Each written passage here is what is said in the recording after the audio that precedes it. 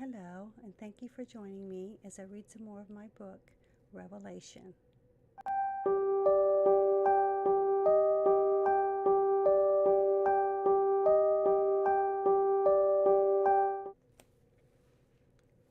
Once they finished their meal, Alexander left the kitchen and walked down the hall toward the dungeon cavern. Anthony followed him as he rolled his eyes, not knowing what Alexander would do now. When they reached the cavern door, Anthony waved to two of the coven members sitting in the lounge. They stood up and bowed and then walked out of the front door of the mansion. Alexander was intrigued but did not ask what was going on. They walked down the wide staircase to the dungeon, where they see Julie. She is once again chained to the floor by silver chains. Almost all of her wounds from earlier have healed. Alexander walked around her as he stared down and rubbed his chin. "What am I going to do with you?" "Why don't you just leave her down here until she starts to see his thoughts?" Anthony interjected. "That's no fun, Anthony." He picked up a small brander from the steaming hot forge. The brand has 3 nines in a circle with the tops of the nines touching. He dipped the brand into the acid mixture. "Hold her down for me, Dusty and Bill." The 2 vampire guards hurried over and did what he told them. He placed the brand right in the middle of her forehead. She screamed so loud that Anthony thought that his eardrums would burst. "We shall see how many young humans will be tempted to go anywhere with you now, Julie, now that you have the mark of the beast." He laughed as he tilted his head back and forth and admired his handiwork. The stench of cooked flesh filled the chamber, and Anthony put his hand over his nose. The 2 vampires that Anthony sent outside walk into the chamber and whisper something to him. "Alexander, please accompany me downstairs, or upstairs. I have a gift for you," Anthony told him, with a very large smile on his face. "This had better be good," Alex replied, as he turned and went upstairs. As they both walked into the grand hall, they were taken aback by a beautiful woman standing before them. It is Erica Salant. She's a very powerful dark witch. She was once a white witch. Her hair is solid white. Its beautiful curls reach past her waist. She is majestic, very tall and slender built. Erica was born into a very wealthy family. When she was 11, she started having visions. Her parents felt that she might have been possessed. After many exorcisms, she learned to keep her visions to herself. Over time, she realized that she could tell the future. Erica is visually impaired at birth, and by the time she was 14 years old, she was completely blind. She can see people's auras and possesses the power of precognition. Reading auras is very rare. When people believed in what she told them, they could change the future. In 1666, she lost everything in the London fires, even her parents. Well, that is what Osiris had told her. She left and traveled across Europe. She now works as a fortune teller and resides in Madrid, Spain. "Erica, my darling, you are as beautiful as ever," Alexander announced. He hurried over to her and took her hand, and he kissed it. "Thank you, Alexander, for the very kind greeting. I'm so very sorry for your loss," Erica said as she hugged him. "Thank you for coming so quickly, my dear Erica," Anthony told her, and he also kissed her hand. Alexander took her hand and led her into the formal living room and set her down on the Victorian divan sofa. He sat down next to her while still holding her hand. "Kim, please bring Erica and Anthony a glass of wine," Alexander announced. Anthony could tell that asking her to come was a great idea. He walked over to the fireplace and added a couple of logs, because he knew how much Erica loved a nice roaring fire. "My darling Erica, what is happening in Madrid?" Alexander asked her. "It has been very boring these last few months, Alex." She opened her little black bag and pulled out a cigarette holder and put a slim cigarette into it. Alexander hurried over and lit it for her. She took a long drag and exhaled, and then she said, "I have a lead on where Akashi was last."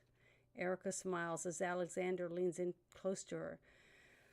"You can tell me later," and he winked. Alexander closed his eyes and took in a long, deep breath so he could take in her exquisite scent. He could barely control himself when she was near him. 8 months ago, the last time they made love, he almost bit her. She was surprised because she had drunk one of her special mixed concoctions, a mixture of silver powder and clove extract. She also calls it crisp, due to the cranberry juice mixed in it to help wash it down. She told Alex the next time he tried to bite her that she would have him in chains, and he said it sounded like a very good idea. She had a metal worker make her a silver choker, and she would wear it during their love-making sessions. The danger of knowing that she could die at any moment was so exciting. She had a very hard time being able to think about anything but having sex with Alex whenever she was near him. The first time they made love, she almost ended up in the hospital. She didn't get out of bed for 3 days. When she thinks about that night, she still feels that it was worth it. Alexander stood up and said, "Erica, I want to show you something." He took her hand and walked her towards the dungeon cavern. He opened the door for her as he explained, "This is one of my favorite rooms in the manor." A room that she did not even know existed. "Look around and tell me what you see," Alexander asked her. Erica uses her mind's eye to see her surroundings. She looks around the huge cave-like room and can see there are small holes drilled in the ceiling and walls for the sun to pass through. She counted 22 vampires and 1 human that were being held captive. Some were chained to the wall and some were chained to the floor. The chains were made of pure silver. She looked at all of the captives. They look like burnt leather. Their skin is dried so tight and the sharpness of their bones has begun to cut through it. As she walked around the room, she found one vampire. Its eyes were so drawn far back into its sockets that the eyeballs themselves had dried up and withered away. Her hair had completely fallen out and laid on the floor all around them. Their lips were drawn back to completely expose their teeth. Their nails on their feet and hands have turned black with age. They have grown out so long they are curling back around on themselves. She turned and looked at Alexander and said, "Do you really want to know what I see? What I see makes me sad. It is twisted and sick." She shook her head from side to side and then put her head down in great sadness. "I am very worried about you, Alexander," as she squeezed his hand tightly. He let go of her hand and walked out in front of her and waved his arms around as he spoke. "You do not have to worry about me, Erica. I am the leader of one of the most powerful covens. I have strict rules, and everyone that you see in here I had once trusted with the lives of my family, and they failed me." Erica walked over to him and reached up and hugged Alexander and softly kissed him on the cheek.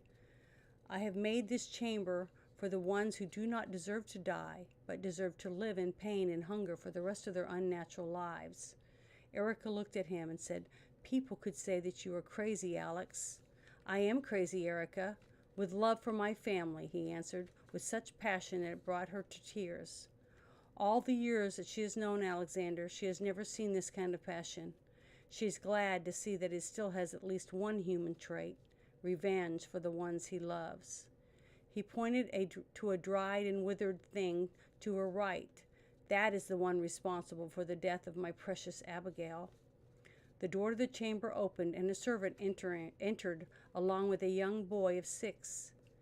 He led the boy to the center of the room. As they walked past the prisoners, they moaned as they followed the boy's scent, turning their heads around and sticking out what used to be their tongues.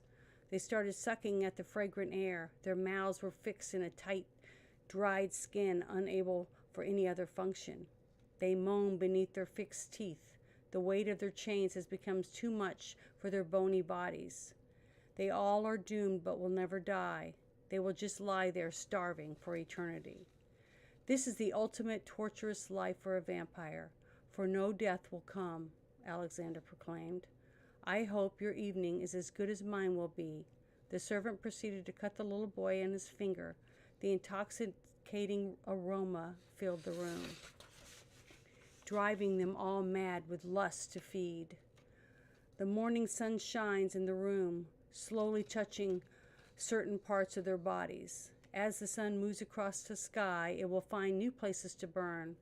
Alexander doesn't stop there. He rotates the room slowly as to ensure his guests get plenty of sun time. The room fills with smoke and the smell of burnt flesh. The sound of screams and low moans fill the air.